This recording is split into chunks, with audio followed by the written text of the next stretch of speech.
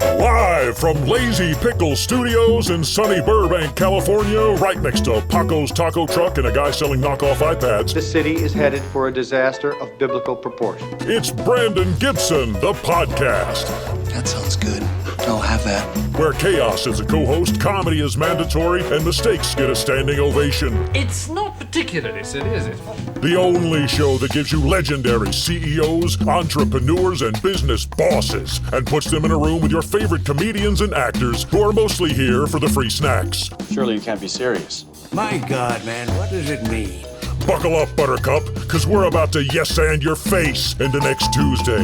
What in God's holy name are you blathering about? And it all starts right now. Now, everyone's exchanging ideas.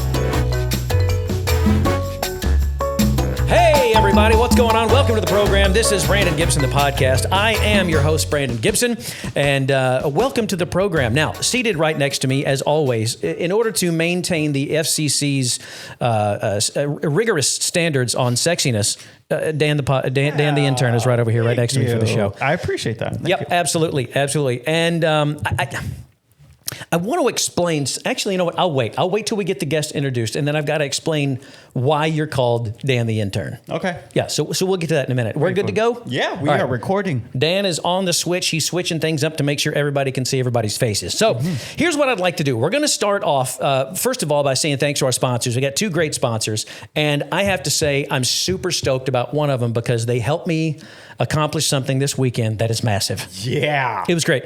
Cool. Tamelands Pickleball. Now, Gags, we've talked about pickleball a little bit. Yeah. I have found my paddle. Do you play pickleball at all? I have never played. Okay, all right. If you want to begin playing, I'd suggest starting with a Tamelands Pickleball paddle. I switched mine from my $250 paddle to my Tamelands Pickleball paddle, which is substantially less, and we get a discount. Yeah. Do you remember that code? I do not remember the code. That's okay. Remind me. BG Podcast 15.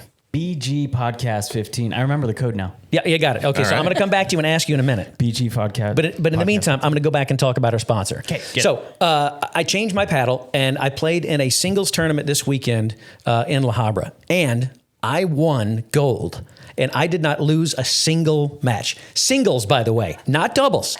This was singles with my Tamelands Pickleball paddle. Thank you very much. Yeah. Bravo. There you go. So I'm going to tell you, they've got two. The one I used is made of Kevlar, and the other one is made of titanium. Now, one is more for control, one is more for power. I prefer the one made of power because I'm a small person. I need as much help as I can get. So Tamelands Pickleball paddles, if you want yours and you want to increase your game, you go to tamelands.com. And what's the discount code we have? BG Podcast 15. Bam, gives you 15% off of your pickleball paddle. And I see you look perplexed. I'm just stuck on Kevlar. So in case someone starts shooting at you while you're playing pickleball, boom, you're covered. You're not just swatting away pickleballs. No. You can roll shot, you can dink, there's all sorts of action. Yeah. All right. Yeah. So our other sponsor, and as a matter of fact, I realize I'm wearing the shirt right now. Harp and Rose. I don't know if you can see that on the camera right there. Harp and Rose. Super cool. Listen, Electric Art Studio. Look at my legs. You see all this stuff? This is all from Harp and Rose. I don't mean the hair or the skin. Yeah. I'm talking about what's on the skin. I have found my tattoo home. This is my most recent. This is I love your hey. Thank you. That's so dope. I've always wanted you to say that to me. This is a week old. I got this, a week and a day old. And I'm hooked. My wife, for my birthday, which was last week, she got me my first appointment to start a sleeve on this arm. Nice. But I got to tell you, I am super stoked to have a tattoo home. And if you're looking for one, Harp and Rose Tattoo, it's harpxrose.com if you want to see their stuff. You can go see Danielle Hagmark, who is the one responsible for all the wonderful color on my legs. Richie Reynolds, if you're more into that black and gray realism. That's his jam. He'll make it look like if he puts a bear on your leg, you will look down and get confused because you'll think a bear is always on your legs. Yeah. And then Mondo is their apprentice, and Mondo did this on me. You know what that means, don't you? That is that Parvuli Day? What is that? Pico? No. So let's just do that. How about that? You know what that is? It looks straight out of the Vatican. Well, you're not too far off. Okay. East India Trading Company. Oh, yeah. Yeah. Which they pretty much ruled the ocean for 200 years or so. And if you were a pirate in those days and you were caught trying to rob the East India Trading Company, they would brand you with that piece. So what you have here is a modern day recreation of a pirate brand. Wow. That was done by Mondo, the That's great. apprentice. Yeah. So if you are looking for some new art, some new ink, and you want it done really, really well, better than anybody else I've ever had put ink on me, then Harp and Rose Tattoo. Those are the people you want to go see. And oh, by the way, have they done anything for us, Dan? Yeah, they got us a promo code too. Yes. Actually, you don't even need the promo code. All you've got to do is contact Harp and Rose and tell them that you heard about them on Brandon Gibson, the podcast. You're going to get 10% off your tattoo. That's right. Your name is the promo code. My name is the promo code. Is that weird? You're the guy that people know when they say, I know a guy. That's so Isn't that baller. silly? Yeah. Well, thank you. Thank you very much. So anyway, if it weren't for those two, we wouldn't be here sitting in this room having a conversation about it right now. So thanks to our sponsors. And now let's get into these two lovely people beside me. One I've known for a very long time, and one I'm just now getting to know, and I'm already smitten. So this guy all the way to my left. Now, Dan, you know Mark as well. Oh yeah. I'm just going to read a few things. Now, here's the thing. I'm going to read these bios that I've kind of put together here. These are more your, out in the industry type stuff where people could have seen you. Because what I don't want to do is what I did in the very first podcast. We're going to do the two truths and a lie. I don't want to step on that. Oh, okay. In case, you got a story I don't want to step on any of that. Okay. So I've tried to limit these to just showbiz credit type stuff. If I step on something that you have planned for the truth and a lie, this show is about improv. Figure something else out. I'll tell you right now, I have nothing planned for two truths and a lie. Really? Yeah. Well, I figure I can wing two truths and a lie, right? Yeah. If anybody could, it's you. It's you. So and you have two truths and a lie. You have it prepped. Okay, all right, good.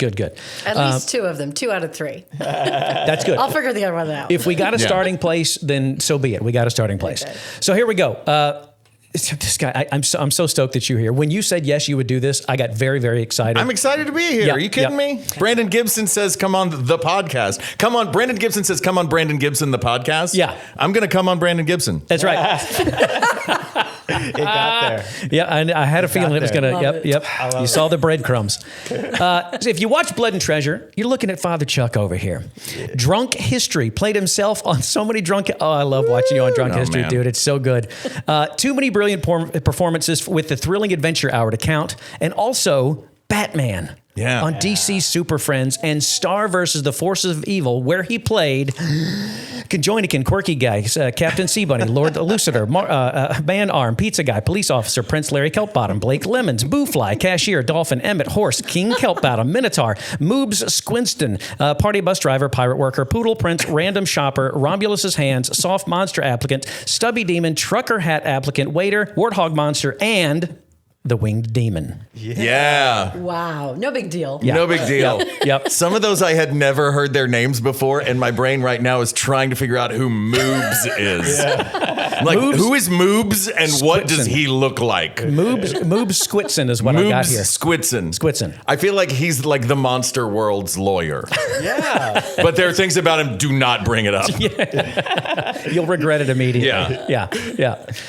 This is my very good friend, Mark Gagliardi, everybody. Hello. Yay. Am I supposed to clap too? It's like an award Yes. show. I don't know if I'm also supposed to clap. You're supposed to, Okay. because Definitely. we need all the acoustic. The acoustics are good enough to make it seem like there's 1,000 people in here for you. Hi, everybody. So Please this- sit down. This is my buddy Gags. I'm so glad you're here. Okay, now Diane, you and I don't know each other well at all, other than since you've been here. Yeah. But I'm just going to go through, and I'm actually excited. Once I started learning more about you, I got super excited to have you here. So, award-winning director, producer, and actor, starred in and produced the Tribeca Film Festival Selection Iowa, and created the Prism Award-winning documentary "Dying for Meth," which I did some research on that stuff. Holy cow, dude! Holy cow! Yeah. 2018 founded Wallybird Productions, dedicated to, I like this a lot, championing diverse talent, gender equality, and bold, meaningful storytelling. Under Wallybird, she's produced acclaimed works including, am I saying this right? Shiri, okay, good. Make-A-Wish, I Am America, which is benefiting the immigration Education Center for Women and Children, and Dissonance, supporting the Trevor Project. Her recent projects include directing, producing, and starring in the horror comedy Easter Bloody Easter, which which you can find on Apple TV, Stamp, Reframe, and Tubi as well, right? Yes. Yeah, okay. Producing the award-winning documentary Does My Vote Count, and directing the upcoming musical feature, which looks great, Saturday. Yes. Right? There she goes. This is Diane Foster, everybody. Diane. Clap for yourself. Mark did it. Thank you.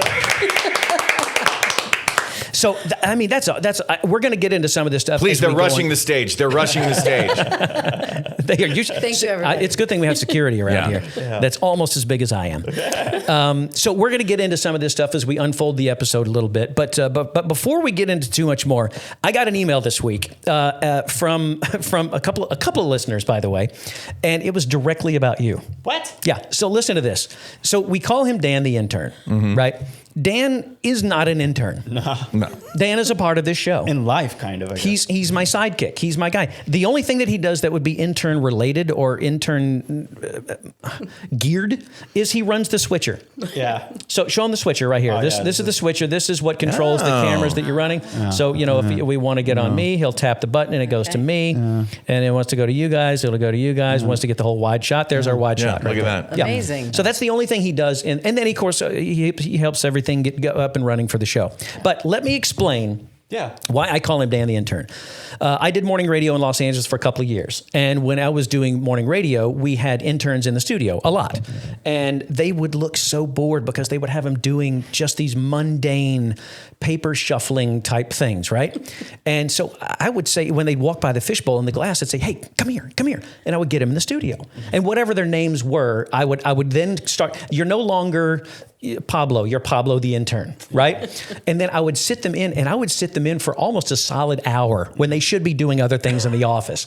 But they're not going to go against Morning Guy. I had good ratings, right? That's what I was hoping for. Yeah. So so we started all these different things now, and I'd like to say that I am largely to blame for their success. Yeah. One of them is the voice of Oregon sports. Hey, one of them is a CBS commentator and goes around the world traveling and getting stories. Wow. And so I think that by giving them that name and giving them that opportunity to get behind the mic and play, that helped get them to where they are now. That said, I want to unleash Dan Fable into the world, but I want to unleash him by giving him that moniker, that name, Dan the intern. Yeah. Does that make sense? I love it. I mean, it's good luck. It's like a good luck charm. Yeah. If either of you see him doing any sort of interning activities, stop him right away. Oh no, we'll immediately find a microphone, put it right in his, just in generally in life when we see him doing any intern activities. Yep. Nothing small, mundane, paper related, none of that. No. The fact is, though, we couldn't live without interns, just saying. Yeah. I mean, I don't want, now let me,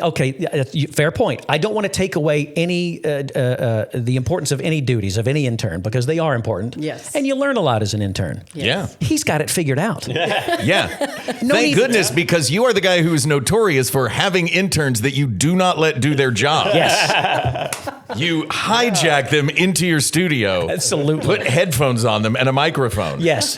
Because I want the credit. I want the credit. Yeah. I deserve it. You want the find. Yes. You're like that guy at Sun Records back in the day. Yes. Yeah. And I'm from Memphis. There you go.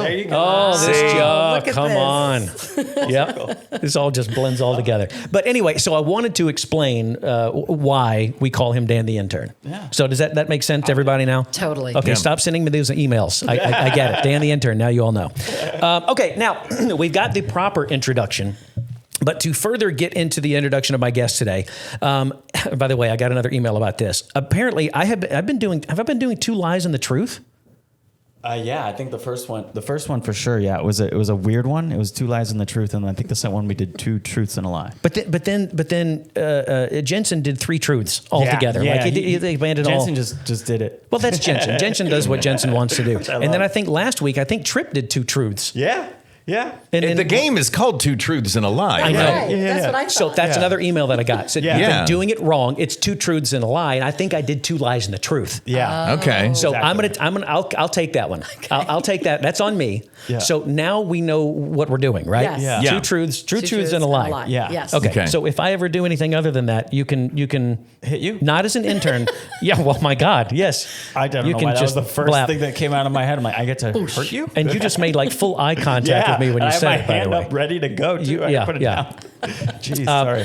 So we're going to do 2 truths and a lie. Okay. All right? Okay. So I know you didn't come prepared, so I'll give you I have another. lots of. Listen, I have so many lies in my head and a few truths. Okay. Yeah. All right. 46 years of truths and thousands of years of lies. You know what? Now that you got us all frothing at the mouth, we're going to let you go first. Okay. Since you've got all the banked stuff in the brain, Okay. we're gonna let Mark go first. So he's going to tell 2 of the things that he's going to tell are true, and then 1 is a lie. It is up to us, the 3 of us, to figure out which is the bold-faced lie and which is the truth. I know a decent amount about you. Mm-hmm. So if you say something that I know, I'll recuse myself. I'll step out and I'll let these 2 go after it. Okay? Okay. So, all right, here we go. So story number 1, let's get it. All right. Story number 1 is I was a child Elvis impersonator. I love that. Oh my gosh. So that's 1. How did I know stuff like this was coming? Yeah. All right. Story 1, child Elvis impersonator. Story 2. I'm just giving you all 3 right now. We got to have all 3. All right. Yeah. I'll give you one that I'm not proud of because I'm proud of being a childhood Elvis impersonator. Of course you are. And I will say that I once got a DUI, my only DUI ever. I don't recommend it, while pushing, not driving, pushing a 1978 MG down the highway. Oh wow! Oh, this is too good already. Yeah, this is too good already. All right, and story number 3. Story number 3. I lost badly on Jeopardy. Oh wow! That lost badly. Yeah. All right. That's a hard Okay, one. so let's recap. Story number 1, you were a child Elvis impersonator. Yeah. Story number 2, you got a DUI pushing a 1978 MG. Yes. Story number 3, you lost badly on Jeopardy. All 3 of those stories are my stories. Yes. Okay. All right. Got it. So, Dan, what do you think, bud? I want to say the lie because I want it to be true. Is the Elvis impersonator as a kid? Okay. And then the truth are the other 2. So you're saying the lie is the child Elvis impersonator. Yeah. Okay, Diane, what do you got? I think the lie is that you lost badly on Jeopardy. I totally could see you as an Elvis impersonator as a child. We need to see the pictures actually. So yeah. I can see it in the hair now too. Damn it. I know one of them to be true. Yeah. I know one of them. I don't know the other. So I'm still sort of 50-50 on this. And I believe the DUI thing too. So. Yeah. Oh God. You are from Tennessee. Yeah. I can see you drunk pushing any vehicle down the road. After you've seen him on Drunk History, you can see Mark doing pretty much anything drunk. I need to check it out. Yeah, you do. Yeah. There's some that you're not supposed to. Yeah. All right, I'm gonna say the lie is I'm gonna go with Dan. I'm gonna say it's the child Elvis impersonator. Because you do have wonderful facial hair. I don't know if you had it. I don't know where where's the when the sideburns began. Yes, yeah. So that's what. So I'm going to say that's my guess. Okay. So Dan and I are with the child Elvis impersonator, and you're with I'm the. by my lonesome. I'm saying that Jeopardy. Yeah. Not a bad place to be on this show. Not a bad place to be. Yeah. Are you leaving? What are you doing? I'm going to find a photo for you. Oh God. You know what that tells me? I can feel it. That might tell you that at least it's either a mugshot or it's a child Elvis. Let's see if hopefully I have. I was an Elvis impersonator as a kid. Oh my God! Put it to that camera. All right, let me see if I can. I gotta find. Oh gosh. God dang it, dude! I told you it was the hair. Yeah, as soon as yeah. I should have trusted my gut. You know what? Well, I'll find it and I'll put it in the show notes for you. Yeah, okay. That's great. Okay. Yeah, perfect. All right. So you are. So I gotta know. Oh wait. Well, hold on. Let's get the other truth. Sure. So what was the other truth? The other truth was that I did in fact lose badly on Jeopardy. That I did not. Yeah. That I did not. Yeah. That surprised the hell out of me too. because he's a very, very smart guy. Listen, the thing is, if you can click a buzzer for so long, right? Yeah. But then by the time Double Jeopardy comes around, your thumb stops having the ability to do this. And every once in a while, it'll just go.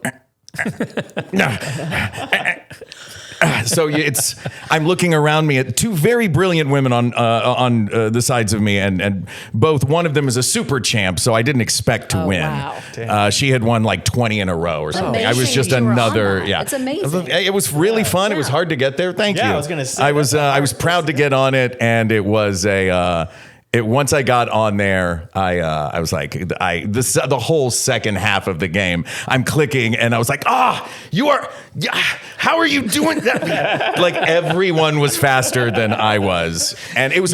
You're like sweating, your nose is bleeding, and they're not even moving. They're just.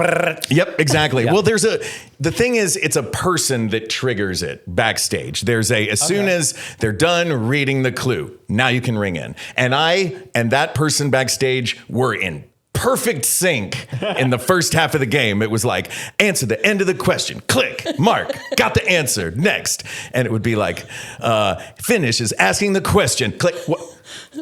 So how did they get? I was just so far off of my game with this guy. Did you finish in the negative? No, I didn't finish in the negative. I won $5. Heck yeah. Wow. Yeah. Heck yeah. Hey, Did he just hand it to you out of the wallet? At that point, yeah. do they send you a check? Or They sent me a check, and the way it works is second place and third place get $2,000 and $1,000. It's not. But I wanted that $5. I was like, no, I want $2,005. That was a hard-earned $5. Yeah, it was. That's hilarious. Wow. Very All right. nice. So that was my two truths and a lie. Okay, there you go. Yeah. There you go. All right, I think we all did really well on that one. Yeah. Yeah. All right, Diane, your turn. Okay. Story one is I went to conservatory with Anne Hathaway, and I beat her in the Rising Star Awards when I was a kid for the same role. She was a junior in high school, and I was a senior in high school, and I beat her. Okay. So All right. that's number one. He's sitting back, taking it all in. All right, story number one.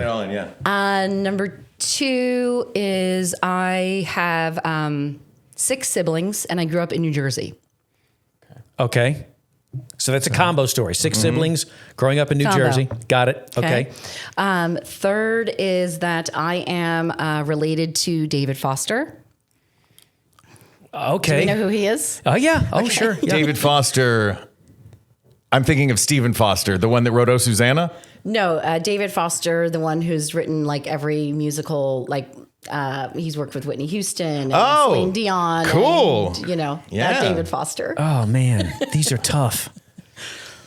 Okay, Mark, you're up first. I like the other 2 stories, and I think that there was a lot of detail in that second one. I think that you gave us an incorrect number of siblings.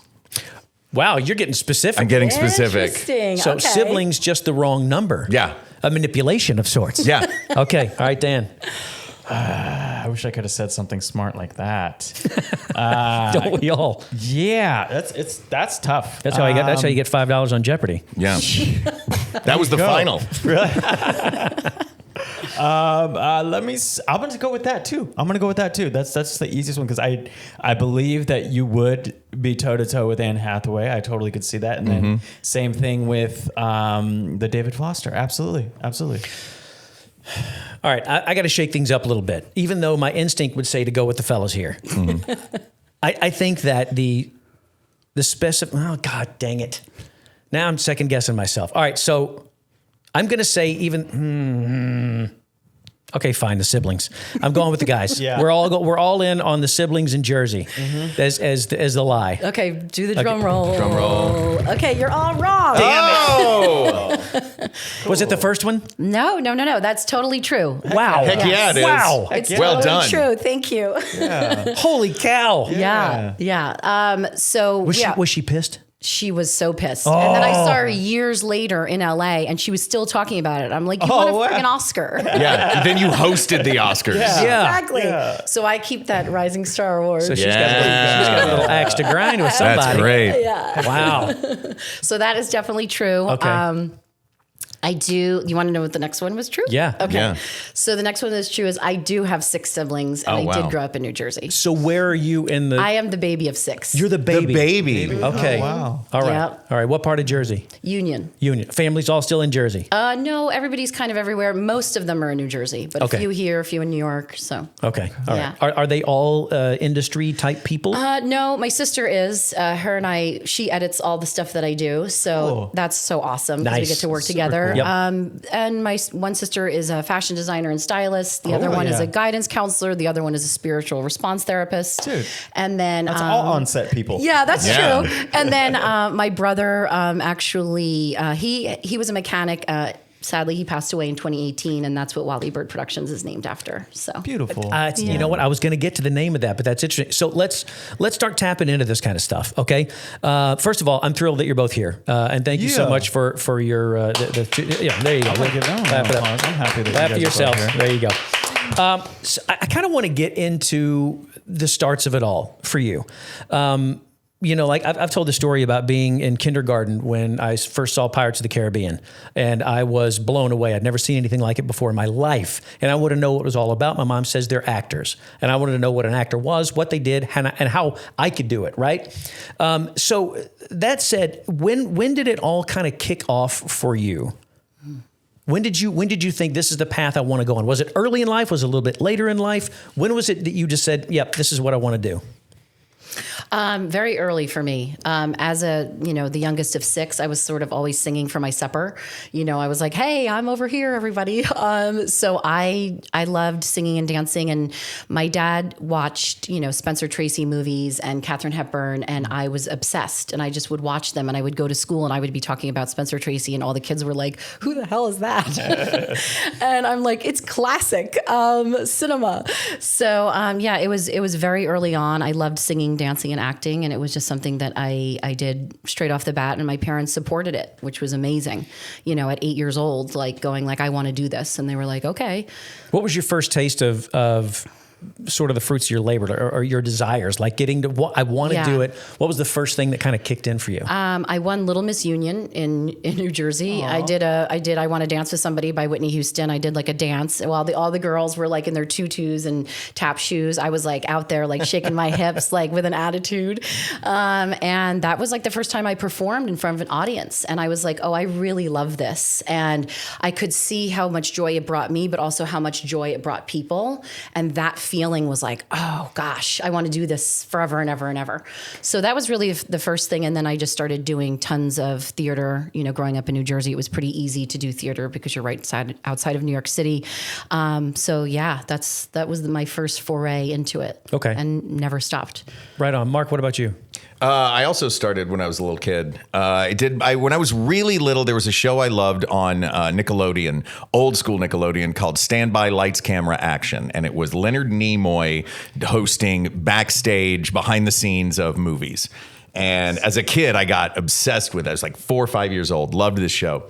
And I told my mom one day, I said, "I'm going to be an actor." I was 5. She said, "Okay." So she enrolled me in acting classes at the theater in our town, Knoxville, Tennessee, the Bijou Theater, classic vaudeville theater. And I took classes there, and I did the best Christmas pageant ever. I was a little angel in it. I had boxing gloves because I personally had boxing gloves, and I thought they were cool. And I don't know if I wore them to rehearsal or what, but I had them in the show, and they gave me a bit where the stage manager would come over and take my gloves off as I walked on stage for the pageant, and I would stomp, and then the audience would laugh, and it was my first laugh I ever got to. And I was like, "Oh man, I like getting laughs." And also, when I was a kid, I would watch The Muppet Show. The Muppet Show was my obsession. Yes. Totally. And because The Muppet Show took place in a theater, and I was going to the Bijou to a theater, I felt this kinship with the Muppets, and this is what theater is. So at these formative, like, all my synapses fired together to go, Muppets are cool, theater is cool, Muppets equals theater, do this for a job. Yeah. So That that's totally how it makes happened. sense. Yeah. Now, with that said, you talk about the fervent excitement that you had as a kid discovering what it was and your takeoff point and where you found little successes. So when you started feeling bits of rejection, what was the first in your process? What was the first time, or do you remember the first time or a pivotal time where you go, "Oh man, that one that one stung. I'm supposed to be doing this. You got to let me in to do this, and I can't. Do you have any recollection of a time where it hit you early, that rejection or that thing got to you? Oh, yeah, 100%. For me, I was speaking about the Rising Star Award. I was 18 years old. I was a senior in high school. I had just won that, and it was awesome because it was the, best actress in the state of New Jersey. And I was like, oh, I'm like the shit. And I was trying to get into NYU to School of the Arts, and I did not get in. And that was so devastating. It was like, that was my plan. I was like, wait, this is wrong. Something's wrong here. I'm supposed to be doing this. And it didn't happen. So that sort of sent me on a totally different trajectory than I thought that I would go. And it was really painful at that time because I was so young and I just thought I had it all, mapped out, and I knew what was going to happen in the next thing. And when it didn't, it really felt devastating to me that it was like I was not going to be able to maybe continue pursuing this or, have this a part of my life. Mm-hmm. So the direction that you went in when NYU went out the window, what was your first taste of, oh, okay, this is working out and I can still go on this path? I moved to Los Angeles because I was, I had done a lot since I was a kid in New York City. So I was like, well, the next thing is film, and I really want to do film. So I drove out here at 21 years old. I did not know a single solitary person, and I was just like, I'm going to try this. Mm-hmm. And my first job ever was I was an original Pussycat doll at the Roxy. Heck yeah. Yeah, because I was a dancer. So that was my first job. We did a show at the Roxy in Hollywood for like 6 weeks or whatever, and that was my first job. So I was like, okay, maybe I can do this. And it was before they were a girl group. So it was like they were still like, it was just a show. But I felt like, okay, if I can get jobs like doing it, and Christina Aguilera and Carmen Electra and Dita Von Teese were in this with me. And I was like, oh shit, this is like... It was actually, that's a huge deal, dude. Yeah. I used to go to the House of Blues all the time when it used to be there on Sunset, and then we would always go to the Viper Room, and the Pussycat Dolls were there at the time. And then my buddy is a big nerd about just that whole culture of Sunset Boulevard, and to know that you were in the OG cast, that's amazing. Yes. That's so cool. Sorry, I didn't mean to interrupt you. No, it was an amazing experience, but that really was the thing that I was like, okay, I definitely am talented enough to be with these like superstars. Yeah. So that felt good, and it was my first job, and I could make my rent. So I was like, yes. Yeah. Ass. Mark, what about you? What's that first gut shot? My first real gut shot came late. It was when I was going to college, when I was looking at colleges, I'd always been a Saturday Night Live fan, always loved improv. So in high school, I started watching a lot of improv, doing a lot of improv shows. And then when I went to college, I went to school in Chicago where Second City was. So amazing. I would rollerblade because it was the end of the 90s. Yeah. I would rollerblade from DePaul down to the Second City. And either get tickets to the show and properly see the show, or we would just go to the free late night set. Dude. And at the time, it was Tina Fey, Rachel Dratch, Scott Adsit, Scott Adsit, and Jenna Jolovitz, Ed Furman, like Kevin Dorff, all these legends. Colbert and all them had just left. They had left, just left at that time. Wow. Yeah, that was it was the Mick Napier era, who's one of my favorite directors ever. So I got really, really into the sketch world and the improv world. Went to proper theater school, but loved Second City. And then when I moved to LA, joined up with Second City here because the goal was always Saturday Night Live. That's the thing that I always wanted to do because to me, it was theater that made you famous. Yeah. It was, we're going to do theater, but we're going to do it on television every week. And I just kind of busted my butt and worked my way up. And it was a pretty linear path to the point where I got in front of Lorne. So I got in front of Lorne Michaels. There were about a dozen in the showcase. And that year he took 6 of those 12. And I was not on that list. So that was the first real, and I mean, it had been 20 years of trying to get on that show, or not trying to get on the show for 20 years, but following the path to get on it. Like, oh, all of my comedy heroes went through Second City. I'm going to go through Second City. Oh, they all did sketch shows. Half of them were Lemmings. I was in the cast of the reboot of Lemmings. So that was like, I'm like, okay, we're following this trajectory. But then I didn't get the part. And it was like, well, this is the thing I've devoted my teenage years through all of my 20s and into my early 30s doing. Now what? Yeah. So with that said, you both specifically mentioned targets. Yeah. You mentioned, Diane, you mentioned NYU and you mentioned SNL. Both, by the way, initials. Oh, yeah. I just wanted to point that out. Interesting. Yeah. So when you, and I can speak to a large degree of experience with this as well, but when you target that and you work and you focus and you do everything you're supposed to do, and then you get to that point and then the rug is just yanked out from under you and you hit face first on that floor, what do you do? Like, what was your process in thinking, okay, I mean, do you go, I'm going to continue this, or do you sit in your soup, so to speak, for a while, or what did you rethink other things in life, or where did your minds and your hearts go in those moments? Yeah, I mean, for me, again, I was so young. So, at 18 years old, you think you know everything and you're like, oh, I got this figured out. And you don't know shit, and I think it was just a process. It was like, okay, I have to pivot. I have to do something different here. I ended up going to Marymount Manhattan University for a semester, literally. Wow. And then I was like, I don't want to do this. I want to be in LA. So I left. So I think it was just, coming into it and going like, this is not going to be the thing that works out. So I have to do something different. I think also too, growing up and wanting to be in the industry, you do hear other people talk about, how difficult it is. So it's not something that I was totally foreign to, of like, oh, things may or may not happen.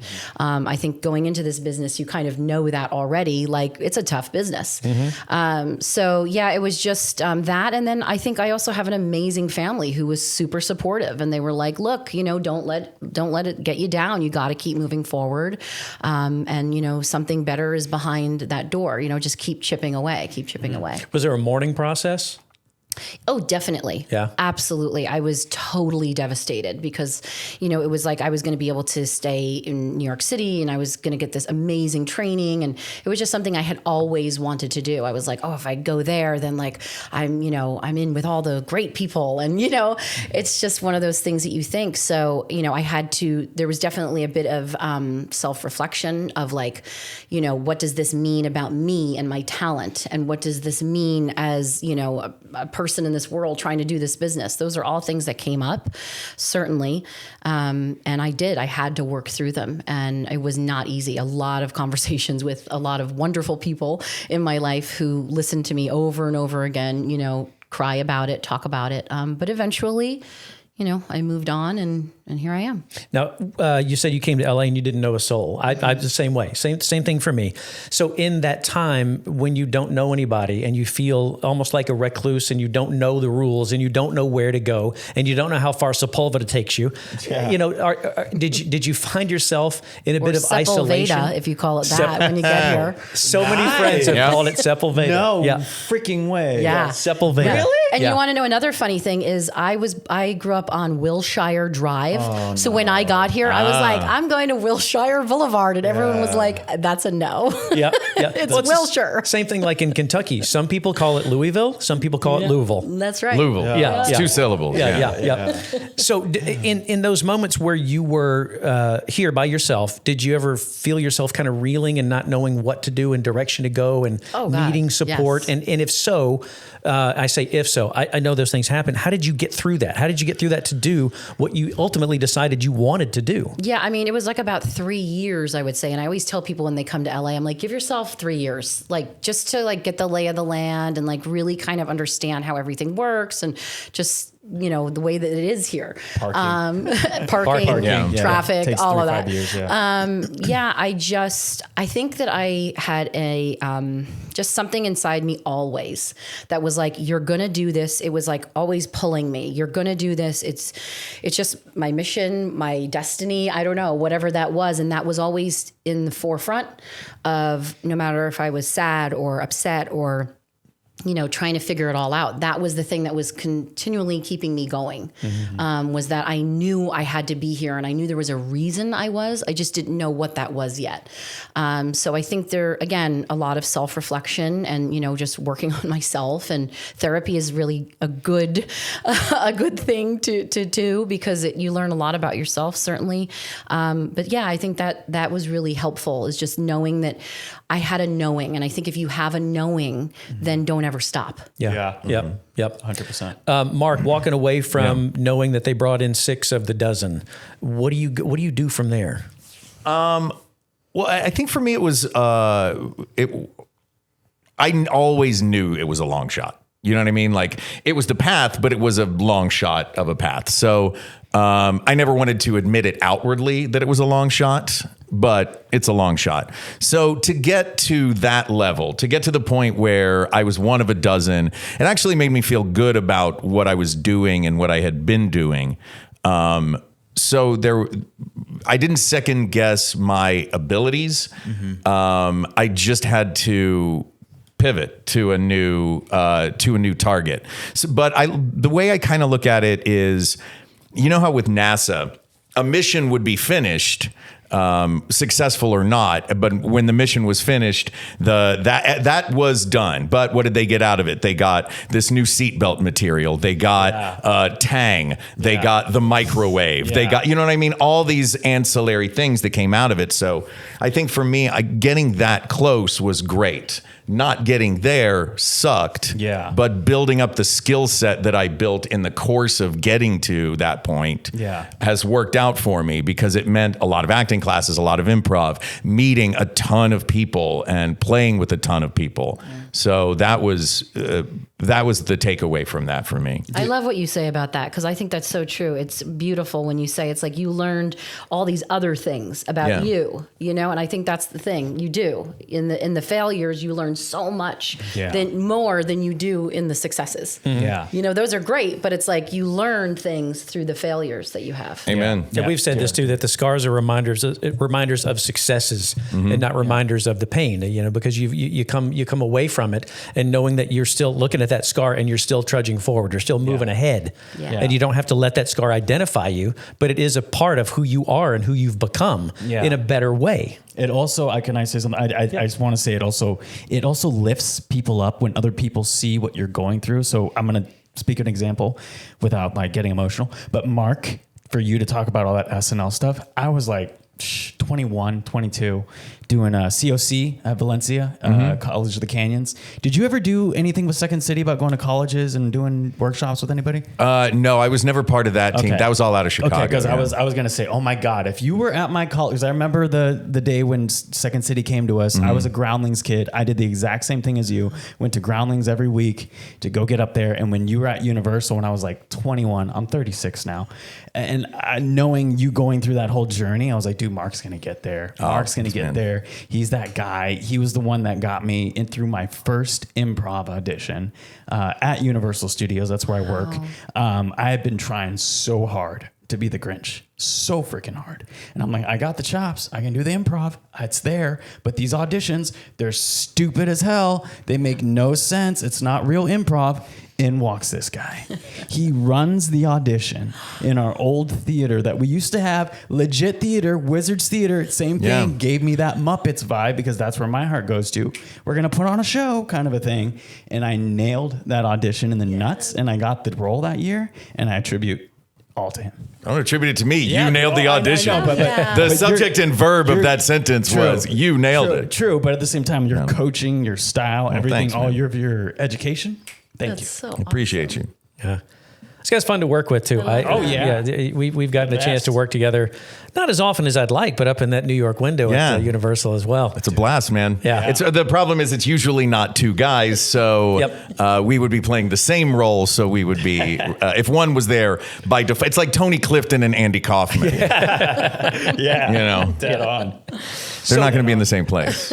So kind of circling back to all this, if you were to have a takeaway in terms of, you both spoke of resiliency and knowing what you wanted to do and knowing what you were in your mind destined to do and not giving up on that ultimate goal. What's a lesson in resiliency that you could kind of offer anyone listening or watching that maybe they're in the similar situation? Maybe they've got a target in their job and they're looking to get this supervisor position or this rep that goes and works out of Canada now, or whatever the case may be, and maybe they didn't get it. What's a little tidbit of resiliency that you could offer them in terms of helping them get through and pivot, like you said, into the next thing?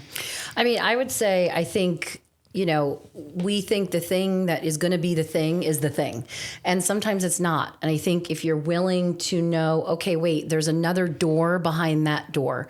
And when one door closes, another door opens. And I think it's very hard in the moment to believe that or remind yourself of that. But I think if you can do that, that would be my best advice, is that there's going to be something. And for whatever reason, that wasn't meant for you. And something else is. And it could be so much better and beyond your wildest dreams. So just keep going, especially if you love doing it. That's really the most important thing. If you love doing this and you can't imagine doing anything else for the rest of your life, because it's going to be hard and it's going to be painful and it's going to be traumatizing sometimes. If there's nothing else you can do, then just know that there will be another door that will open, and you just got to keep going. I think all the people that are truly successful in this world, they say the same thing, which is, I never gave up. Yeah. And listen, it's the same thing with family and relationships. And, if you really want it bad enough, then you can't take anything other than what you want out of it. Right. Now, what about you, Mark? You got anything that would be? I agree with everything that you just said. Yeah, it's the notion of a friend of mine once said years ago is like, if you can imagine doing anything else, do it. Totally. But if you can't imagine doing anything else, jump in, go all in, don't give up on it. And I would add that it's in the small moments that it's wonderful to have a goal that is far away and attainable. But I think there are micro goals and there are micro steps along the way, even mentally. It was a thing that I heard in a yoga class, and I know the wisdom can come from anywhere. And you get a good yogi in a class, and it's like, oh man, they leave you with they drop some science on you on your way out, and you're like, oh, those are my kind of yoga classes. Yeah. You're like laying in a shavasana, and they're like, don't forget, boop, and you're like, oh, you just changed my life. But the one that namaste, the one that got me, that this woman said, she said, remember that your thoughts become your actions become your habits become your character, and your character becomes your destiny. Dude. Oh. So using all of those steps. Yeah, right? I'm not going to drive home the same. Yeah, no, you're not. Well, you also didn't just have a yoga class, though. Well, so that's true. You're going to drive home mostly the same. If you had that also in addition, you'd be all loosey-goosey driving. Yeah. That's awesome. That is beautiful. That's really cool. I'm going to listen back to this and write that down.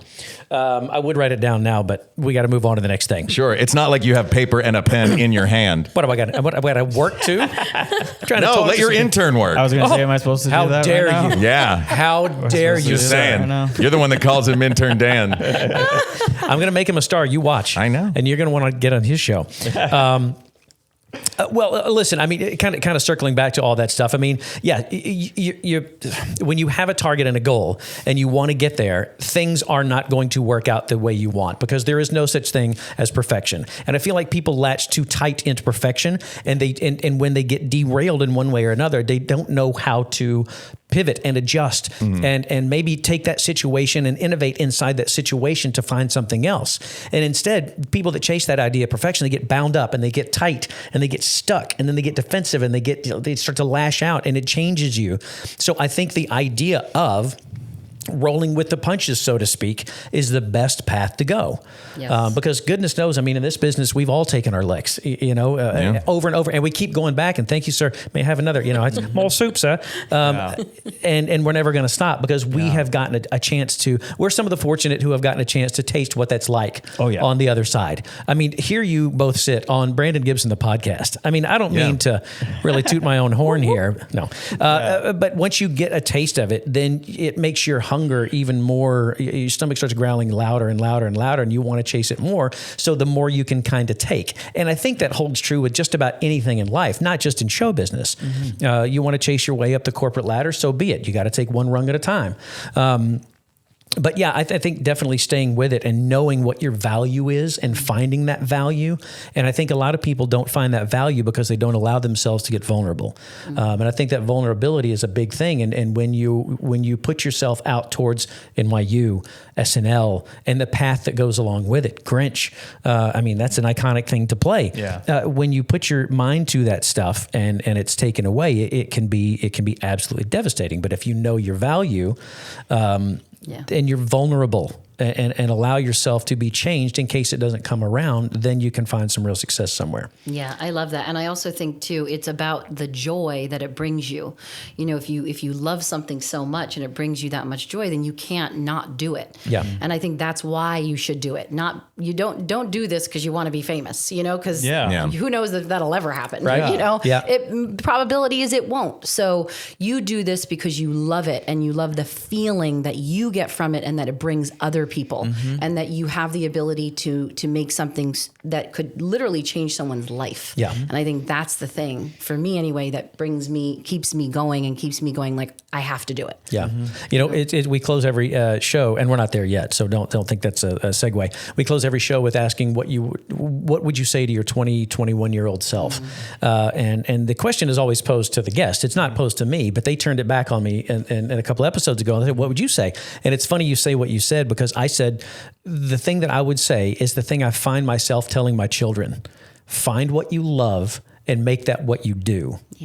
With everything that you've got. And it's going to, like you said, it's going to suck. But once you get to that point, you're going to be able to level out and coast and watch yourself doing all these things, amazing things that you love so much, and bringing that family, bringing your people and the people that are around you in your circle along with you, and maybe inspiring some people to do the same thing along the way. Okay, let's do a little fun thing.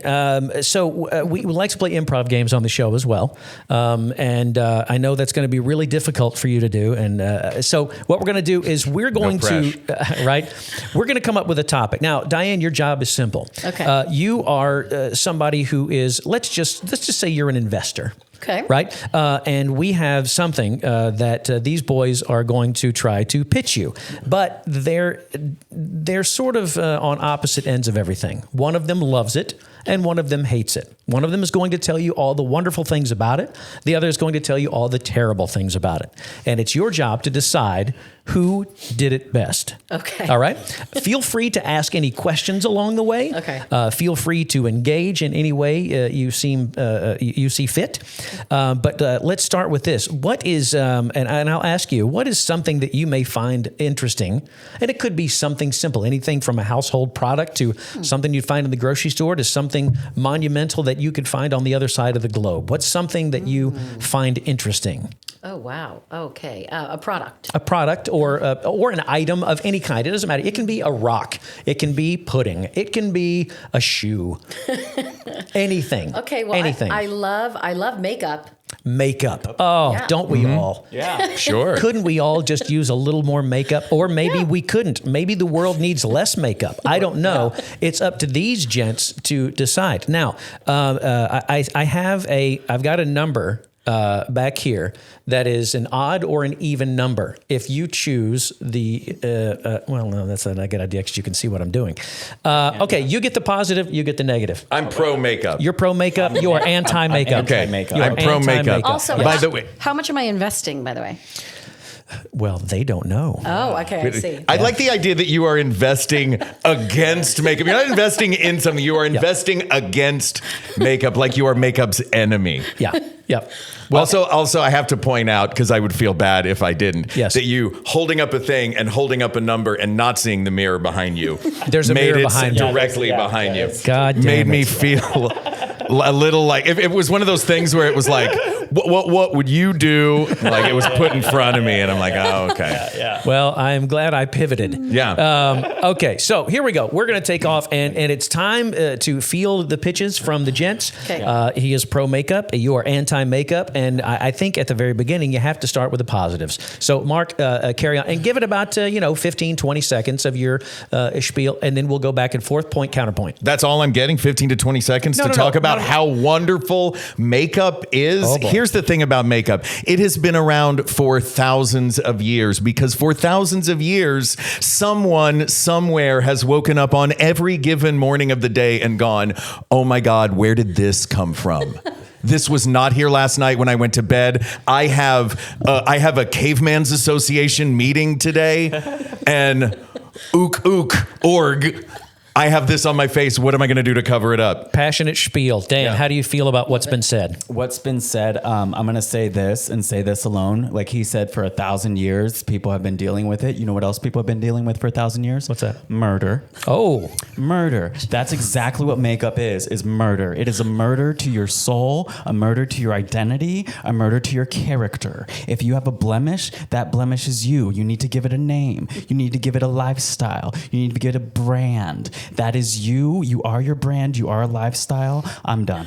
Not a fan of makeup and what you said at all. What do you think about what's been said? Well, I think that I'm guilty of this at first in the talking about a blemish. You mentioned a blemish, but I think makeup is not just to cover up blemishes and make you not the person that you are and appear to be someone else. Makeup is peacocking, baby. Makeup is nobody thinks Elton John had glitter for cheeks in the 70s. No, Elton John put glitter on his cheeks in the 70s. We all knew he did it because we wanted our glamorous Elton John. Elton John glitter cheeks. What say you, sir? Well, within the glitter cheeks, I know that was actually his nickname and how he would order his coffee.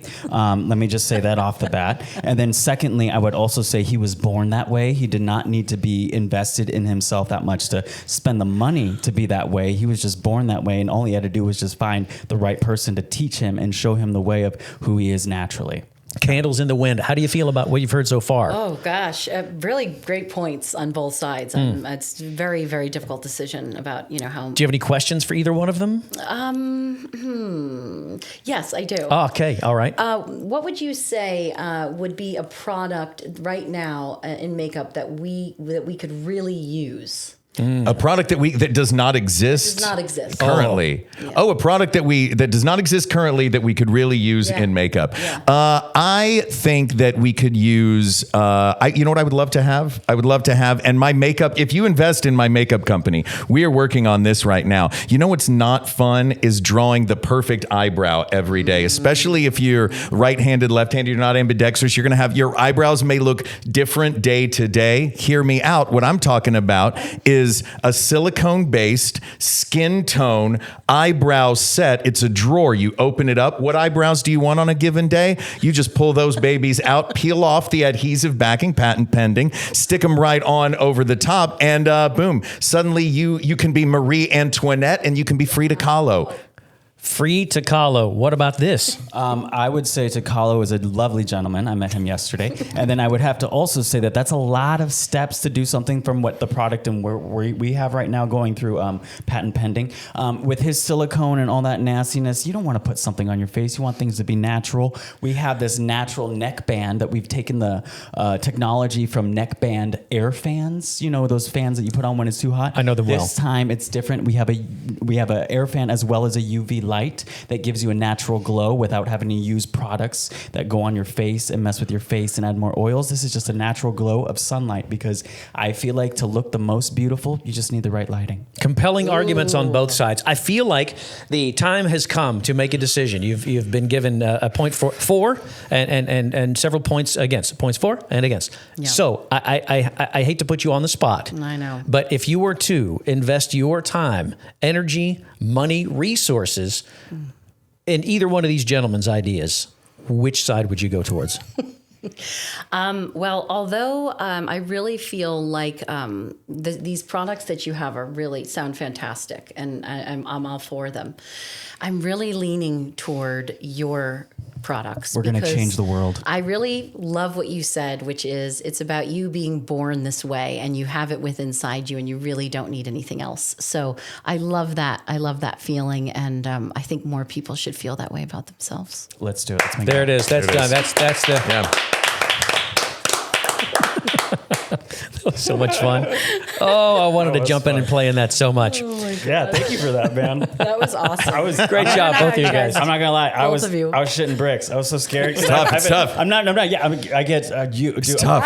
This is a tough battle. This is a tough battle. Well, no, I didn't know I have to go against you. I thought I was going to play with you because I had to play with Lauren last time, Lauren Pritchard, and you and Pritchard are like, you guys are my improv gods at work, and I'm like, dude, to be able to play with you guys, and then now you're telling me I have to. No, I don't want to go. Dude, that was amazing, especially you pull it out of a drawer. Somebody go on Shark Tank with that. Yeah. Someone go on Shark Tank doing with that. Space work too. I love it. Awesome. See, that's how we break up the serious stuff. Make it a little fun. Okay, back to serious. So I asked this to the guys last week, and I feel like it's one of those questions that you could ask 1,000 people and you're going to get 1,000 different answers. But what is now? I know we've kind of touched on individual things that for you, for each one of you, moments where you went a different direction. But can you think of one moment in your life where you really had no choice but to pivot, in addition to the NYU and SNL, like a moment where you're maybe on your new path and you've changed direction again. You've gone to LA and you've moved out and tried to do something different, something you still know is within your power, but something different. And a moment that even in that path you go, okay, all right, I don't know what to do, but I'm gonna have to do something. And how did you manage that, and what did it turn into for you? Oof. Well, okay, I'll go. I mean, this is very personal. That's okay, right? As long as listen, you speak as personal as you would like to do. Yeah, I think it's important because it's beyond just the film and music and all that kind of stuff. It's personal stuff that you also go through when you are an artist. So you're a human being, right? So you're going through stuff. I would say. I went through a very difficult divorce, and I'm still sort of, it was like almost a decade ago, and I'm still sort of finding my way even through that. It's really difficult because, you think you're going to be with somebody for your whole life. Mm-hmm. And then it doesn't work out for a myriad of many reasons. And trying to pivot from there can be very difficult. For me, I didn't have anything when I left the marriage. I was basically penniless. So I had to figure that out again.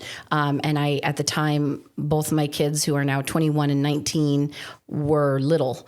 And, we were trying to figure it out, and it was really hard to, am I going to dry the clothes or are we going to eat, So I think that was a very, very difficult time that I'm so glad that I'm not in anymore and that I was able to get through. I don't wish that upon anyone, because when you are at the very bottom, I feel, of going through something, you can't sometimes see the forest through the trees.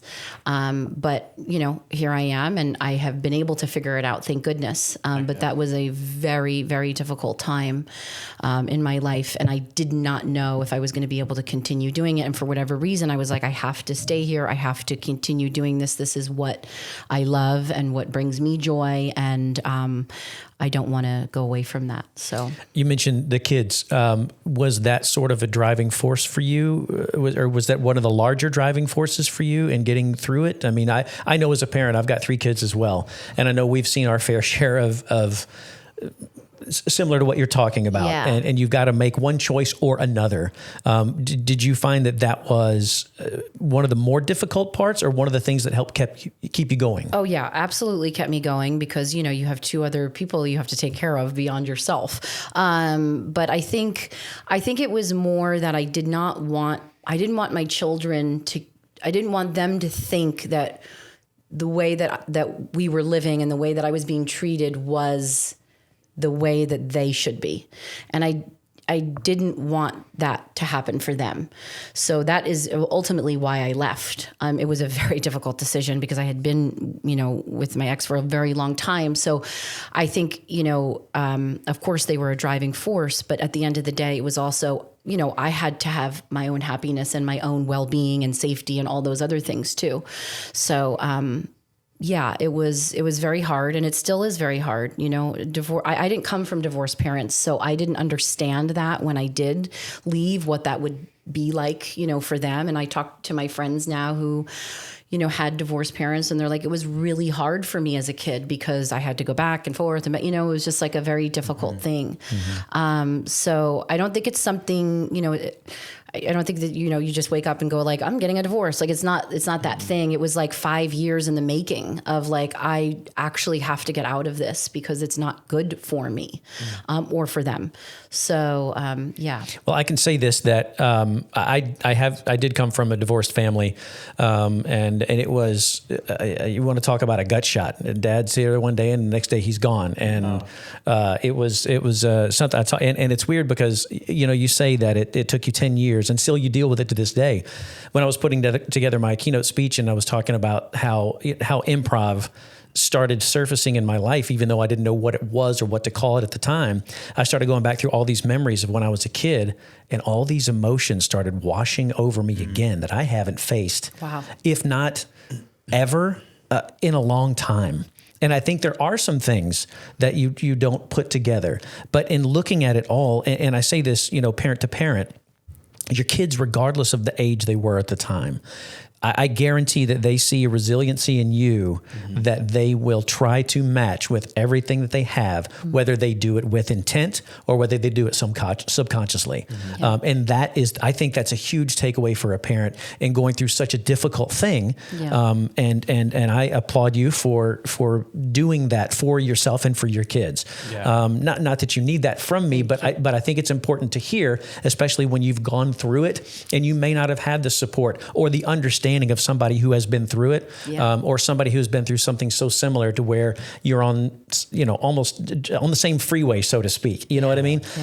So thank you for sharing that. I know sometimes those things can be difficult to share, but thank you for that. And I got to say, I think you're doing just fine. I was going to say, as horrible of a situation that is, it looks like you're handling it beautifully. Because as I never went through that, but when I want to say 26 years old, we had an awkward elephant bar restaurant situation where my dad's like, I'm gonna stop wearing my wedding ring, kind of a thing. And I thought we were going that way. And so I had to process all that in my mid-20s, and I was like, I already had the family. What the hell's gonna... So amazing to you. My mom, no, sorry, Mom.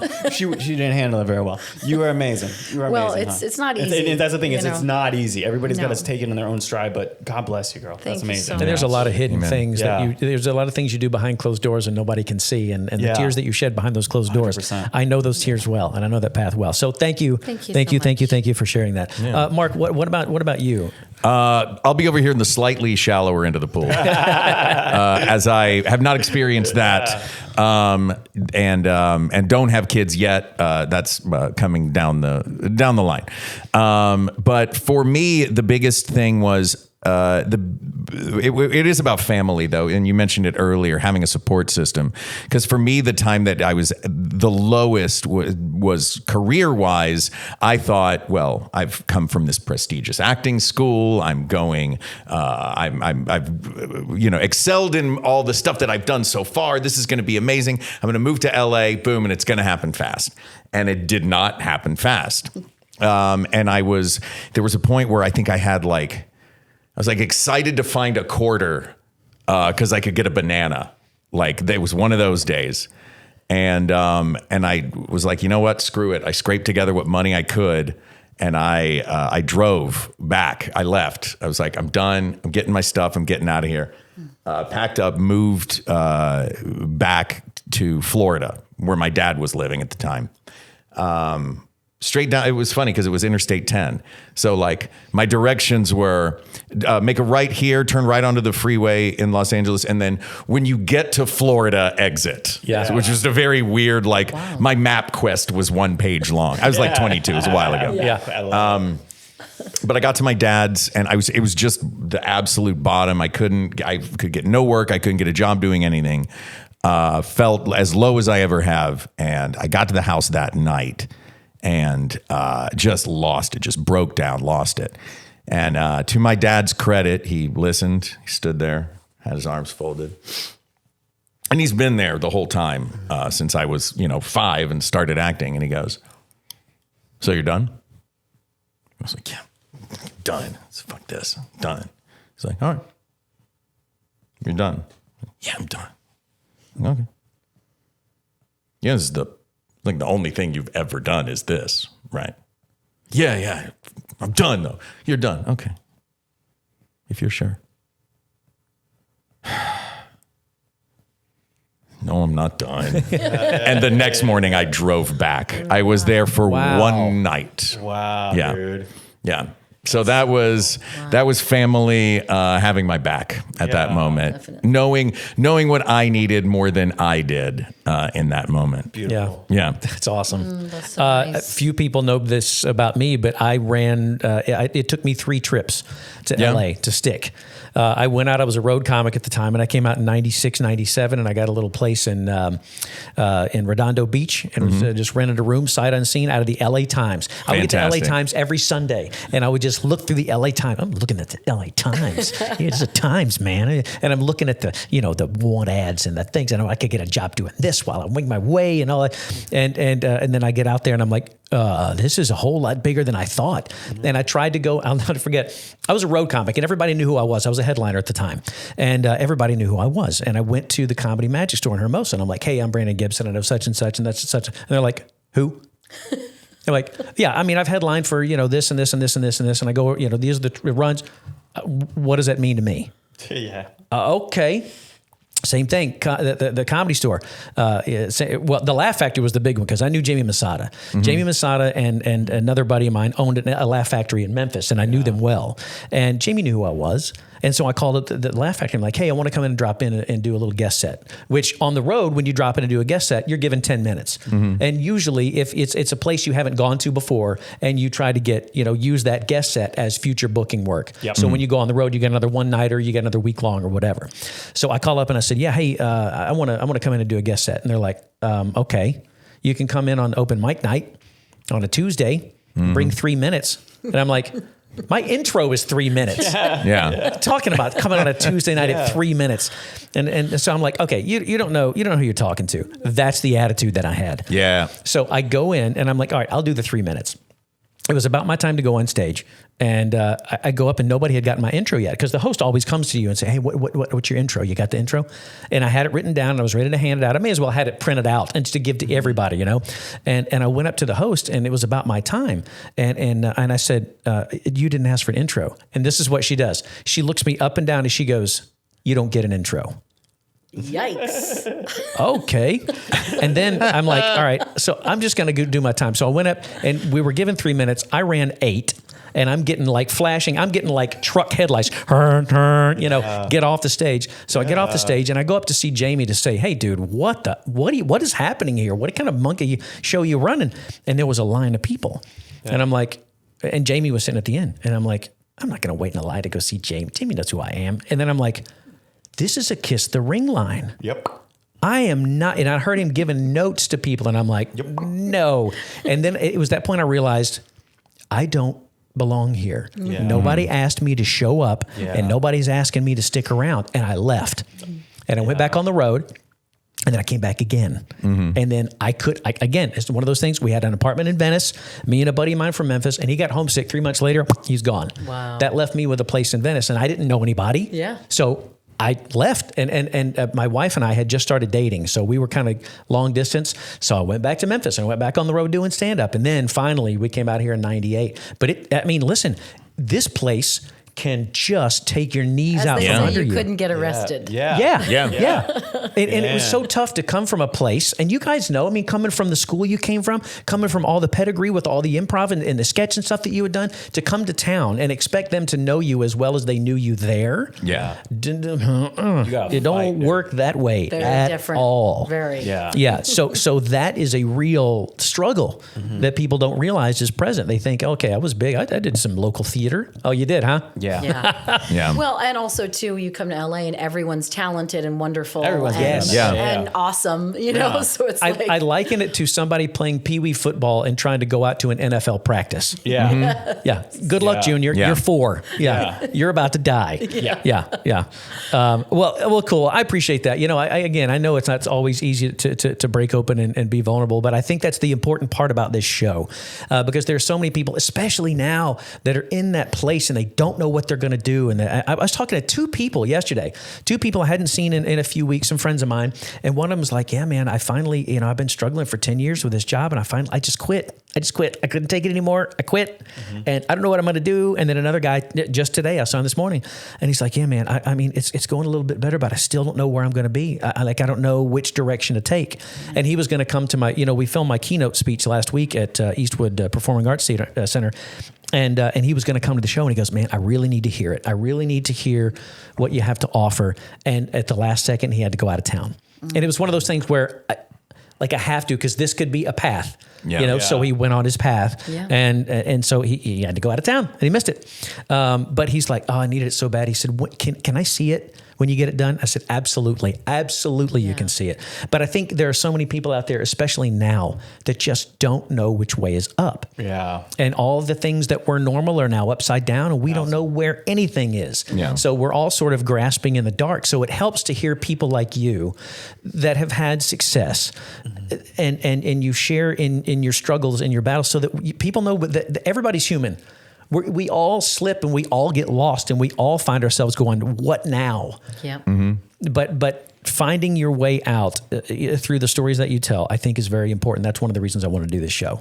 So thank you guys for sharing for sharing all that. I think it's really important. It's inspiring. And it's good. Thank you, and we're going to get into one more little thing to button this up, but I think it's time to play another improv game. All right. What do you think about that? That sounds good to me. So here's what we're going to do. This one's a little fun. This one's called Fortunately, Unfortunately. Okay. So we're going to take a topic. We're going to I just talked about people struggling with things, right? Yeah. So we're going to take something that somebody may be struggling with, and we're going to play the Fortunately and Unfortunately game. Now, this is for all 3 of you guys. Okay. I'm going to sit back and host and judge. Right. There's nothing. I'm going to judge. sit back and think. I'm going to openly judge all your efforts. So let's do this. Let's say so we're going to go one at a time. And fortunately, this. Unfortunately, this. Fortunately, unfortunately. And we'll take a few rounds at that, and we'll see if we can't come to some sort of conclusion, some sort of takeaway that people can go, oh, okay, well, at least there's blah, right? Okay. So let's see. Let me think of something good here. Okay, all right. Let's say this. Let's say that there's a new mouthwash that was just released. And if you use it properly, toothbrushing is a thing of the past altogether. Wow. Right? So there it is. So new mouthwash, if used properly, toothbrushes will go away forever. And all you have to do is use the mouthwash. Make sense? Totally. Got it? Okay, Dan, would you like to start us off? Yeah. Let's start us off with a fortunately, and then you can just use the information that I gave you as your fortunately. Okay, so fortunately, you have a mouthwash that gets rid of having to brush your teeth with an actual toothbrush. So fortunately, you save money on having to buy a water pick toothbrush, an electric toothbrush, brand toothbrush that you've been buying for the last 20 years, and you'll go crazy if you don't get that Crest or whatever it is. Yeah, fortunately. Unfortunately, oh no. Now that we are living in the post-toothbrush era, sure, nobody needs a new toothbrush, but no longer does anyone have an old toothbrush to do all the things that old toothbrushes do. That's right. Your jewelry is not going to be as shiny, and your grout's going to get gross. The gross grout. Fortunately, your mouth and your tongue always feel minty and fresh, and you have the best breath ever. There is no such thing as bad breath anymore. Bad breath, a thing of the past. Bad breath is a thing of the past, but unfortunately, for the first 20 seconds of having that mouthwash, you talk like Fran Drescher. Oh, that's unfortunate. Yeah, unfortunate. Fortunately, sounding like Fran Drescher can get you heard in a room where you might have been a little too quiet. Yeah. You know, like when you say something and then the slightly louder person says the thing and then they're like, that was a great idea that you had. You know what? That's not going to happen if you're talking like Fran Drescher. Dig it. Unfortunately, Oh, no. what happens is that you lose your teeth. So everyone just has a bunch of gummy mouths. Gummy mouths. Oh, gummy mouths. What do we do with the gummy mouths? But fortunately, with the gummy mouths, with them, you now have the opportunity to also grow new teeth. And with this mouthwash, it helps that teeth grow within overnight. Overnight teeth. Overnight teeth. Overnight teeth. Overnight teeth you get. Unfortunately, if you forget that you've already used the mouthwash on a day and happen to accidentally use it 2 or 3 times, suddenly, shark. Bro, yeah, that's Shark. Yeah. that is the perfect lights out. Got to end it with a shark. Shark. Shark. Oh, you guys are great. You guys having fun? Yeah. All right, good. Okay, unfortunately, we have Chris. We kind of crept ourselves very quickly. That's the thing is this show, we're slated for the original thing. We were talking about this today. So good. The original concept of this show was a 40-minute show. Last week's episode, an hour and 44 minutes. It happens. Yep, it happens. And both the guests last week were like, "I would stick around longer. I will come back and we will open up the other cans that we got more left things to talk about on the pantry." So I mentioned this earlier. With every show, we like to close with the idea of you getting a chance to speak to your 20, 21, 22-year-old self. So I'll pose the same question to you guys because we always get some insight out of it. We always get some new ways of thinking, some a little something to kind of keep you going, if you will. So So I'll just pose the question: what would you say today if you had the chance to go back and speak to your 20, 21, 22-year-old self? Do you want to go first? Sure. I would say to my early 20s self, I would say the way that you think, the way that your brain works is not any better than any other brain, and it is not any worse than any other brain. You will find out in your 40s that you have ADHD, and it will answer a lot of the questions that you had for 20 years. The other thing I would say to my early 20s self is put some money on those 2024 Dodgers. Yeah, baby. Oh, that's good. Yeah. And what would you say? I would say believe in yourself fully and do not let others get you down or take you down a path that you don't believe in. Fully do it because you believe in you and don't ever stop or go in a different direction. Not going to get emotional. And really choose and be the thing that you want to see in the world. Truly be that walking every single day. If you want to change the world, be it first. Yeah. That's beautifully said. Yeah. Absolutely. I appreciate you almost get, because I can see myself. That's why I get emotional when I shared this, because I could see that kid and I'm like, yeah, that's beautiful. Thank you. Thank you. Heck yeah. Thank you so much. Guys, it has been such fun and it has been a delight. It's been great to get to know you better. And Mark, man, I love every time I see your face, buddy. I love you, brother. It's so always fun. It's always a good time. Thank you for being vulnerable. Thank you for being open. Thank you for being honest. Thank you for being my guest on this show. Thank you for not making Dan do any intern work while you've been here, because I know it's tempting when you call him Dan the intern. Yeah. Yep. But you could have gotten him to write down the thing that you wanted to write down that none of us remember anymore because you didn't write it down. But I can listen to it back. We're recording this. This is getting recorded? Well, it depends on if the intern's done a job. Well, Yeah. we'll find damn out. it. Now I've done it. I pushed the button. But see, every intern from now on is going to want to be like you. So I Yeah. think that's awesome. Setting the tone, sticking the jab, setting the tone. Yeah, yep. So, guys, I want to give you a chance, as I do with everybody, to tell the folks watching or listening where they can find you, social media stuff, what they can see you on, if you've got something to pitch, TV shows, movies, commercials, interpretive dances on street corners. So, what do you got? We'll start with you, Gags. Sure. Every week I drop new episodes of We Got This with Mark and Hal, which is the podcast that I do with my comedy partner Hal Lublin, where we settle the pointless debates that you have with your friends in bars. Barguments, I call them, but Hal doesn't drink. So our first episode ever was Should You Put Ketchup on a Hot Dog? And we are now 550 episodes in. Wow. Yeah. Wow. That's awesome. Thank you. And then also Blood and Treasure seasons 1 and 2 on the CW streaming service now. Heck yeah. Yeah. You got to check it out. It's a that lot of one. fun. It's a lot of fun, especially for Globetrotters. Yeah. For travelers. I love it. Yeah. I love Oh, it. what about social media stuff? Social media at Mark Gags on all the stuff. Okay. Mark Gags, Gags on all the stuff. All right.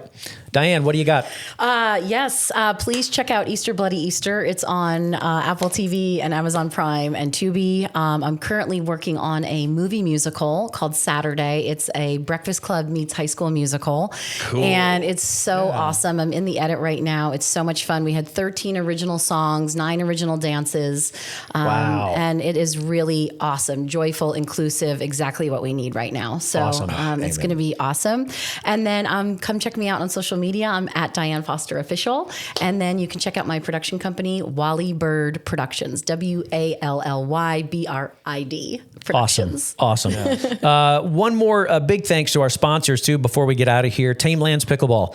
Oh, my God. We've talked about playing pickleball. We got to go do it. We got to go. We got to play some You know what the pickleball. thing is? I hear people they sometimes have issues with pickleball. Like they get hurt. Oh, they All the get time. hurt, Brandon? What? Yeah. Brandon, do they get hurt Brandon, when they play pickleball? Because I'm do people totally get hurt down. playing pickleball? Do they? Do they get... You almost had me playing pickleball with Wait you. a minute. First of all, let me say I'm feeling much better now.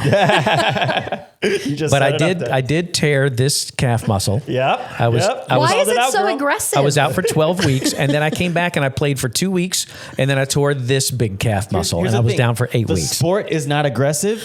He is. Yeah. The people are. The got you. people are. You've ruined more calves than veal chefs, and just through pickleball. But I can't. It's once you play, it's Yeah. addictive. Yeah. You've ever tried? You've never tried it. I've never played. Okay, we should all just make a thing, We and we'll should. just go out Let's and do play. it. It'll be a pickleball extravaganza. I'm It'll be in. fantastic. We'll meet in the kitchen. You're right. Yes. No, you don't go in the kitchen. You don't go in the kitchen. I forget. But when I play, I always have to have my Tame Lands pickleball paddle. That's right. They're fantastic. You got to go check them out. Whether there are people playing on the PPA that use them, and brand new people. There was a guy the other day. I say the other day. It was about 2 weeks ago, and he wanted to play with my check mine out, see how it went. I said, "Here, play with it," and he went and bought one. Gave him the discount code, which is Brandon Gibson Podcast 15. BG Podcast. BG Podcast You're close. 15. Just the initial. BG Podcast 15 gets you 15% off your Tame Lands pickleball paddle if you go to tamelands.com. And also my favorite and my tattoo home now. And it's weird because I feel when I go in the place, I feel at home. And they may as well yell Norm when I walk through the door like I'm at Cheers. So you want to go to harpxrose.com and either make an appointment with Danielle, who does a lot of Disney and color and animation, like all these kind of bright colors and stuff, or Richie Reynolds, who does the black and gray realism. It is just, you got to see what this guy does. Yeah. It's just insane. And Mondo is getting started. He's the apprentice there, and he's put together some great work. My oldest daughter, Alyssa, has already gotten 2 pieces from him. Wow. And he does fine line stuff. He does animation. That's going to be his specialty. The black and gray realism, the animation stuff. He does some amazing stuff. Wait, you mean tattoos based on things that have previously been in animation? Yeah. Yes. Okay. That's awesome. I did not know if there was a new technique in animated tattoos. If somebody's going to do it, it's going to be him. I'm very excited to see this. It's good. It's going to come from Harp and Rose First, which That's is right. it's at Ventura, California. So if you find yourself out this way, or look, plan a trip around. Oh, dude, Yeah, it's so worth it. Ventura is great. Ventura is So is Awesome. the secret amazing Oasis. beach. Yeah. You know what? Oasis. Don't go to Ventura because Ventura is the last beach that's like ruin it mostly for us. cool people. Yeah. True. Yeah.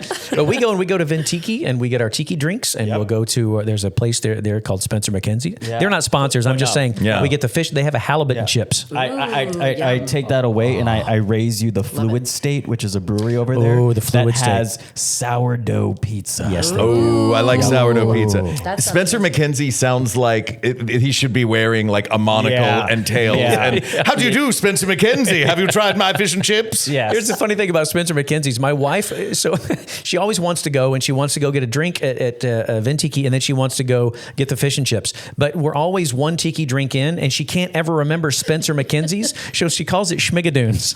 Perfect. We're gonna get fish and chips at Schmigadoons. I'm like, you mean the show with Keenan? Yeah, that was a great show. It's a great show. Oh, So great, much fun. great unsung show. Yeah. Yeah, so much Agreed. fun. Agreed. So, well-sung show. Yeah.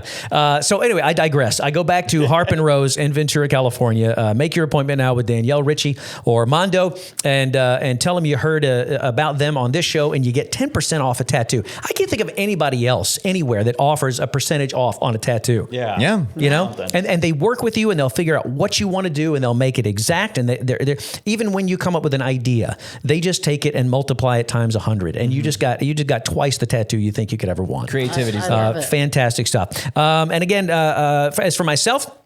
And the show, you can find Brandon Gibson _ the podcast on Instagram. You can also find Brandon Gibson, the podcast, on Facebook. You can also find me at Mr. Brandon Gibson on Instagram.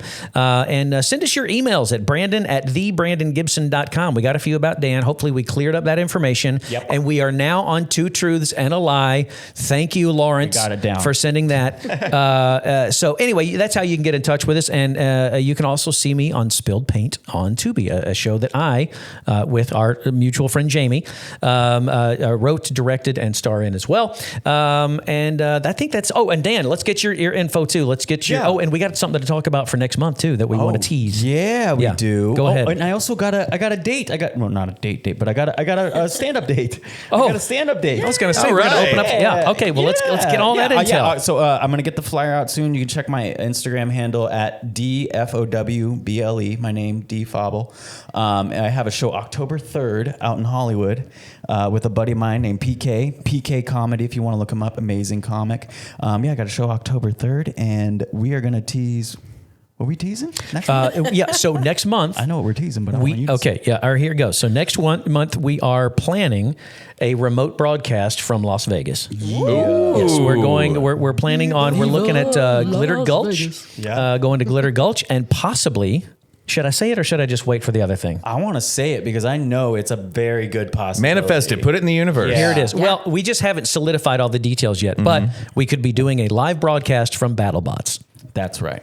BattleBots. You heard me. Yeah. Bill Dwyer BattleBots. Wow. Yeah, the BattleBots is back. Dude, it's an entire show in Vegas. They have an arena. What? They do it live. We've been three, We've been four times. 3-4 times. We have it like. It's Why do I- amazing. I didn't know that. You hit me to all the cool redneck Oh shit. yeah. Like Listen, you turned me on to the Quakes. I want to fair. try to Same. return I the almost favor. wore my Quakes jersey today. Oh, I wish you would have. I didn't know what the deal was with like ownership and brands and things. No, Yeah, no. don't worry about Brain that. Quakes. So Rancho Cucamonga Quakes, Okay. baseball, the Dodgers single A affiliate. Minor Okay. league team. He told me about them years ago. Yeah. And since he's told me about them, now we make trips over there and we get a suite. Oh, that's and we'll get like, awesome. 15 guys together and get a big Yes. suite and go and just spend the day. We'll go to Cracker Barrel to start the day. Love Then it. we'll go to Bass Pro Shop. Yeah. And then we'll have some drinks at Bass Oh, Pro yeah. Shop. Like I said, it's This is all a the redneck redneck. It is a day. redneck Yeah. day. I love a redneck Well, day. Tennessee Yeah. boy. Yeah. Yeah. There's got to be that. You can't get too far away from it. But anyway, so stay tuned for more details on that. And again, I just want to thank Mark and Diane, you guys so much. Yeah. It has been a delight and a pleasure having you guys here. And Dan, it's always good to have you by my side, my brother. It's always good to have you by I my love you to side. pieces. And join us next time for. Well, I'm. You know what? I'm going to hold up on releasing the information on the. just check the social medias for who's going to be with us next time. Yeah. So for me, Brandon Gibson, Dan the intern, Mark and Diane, thanks for watching. See you guys next time. Which camera do we wave at? Anyone you want to. Ooh, there's a red dot on that one. Wave to that one. Farewell, it's time to say goodbye. Put a smile on your face, I don't wanna see you cry.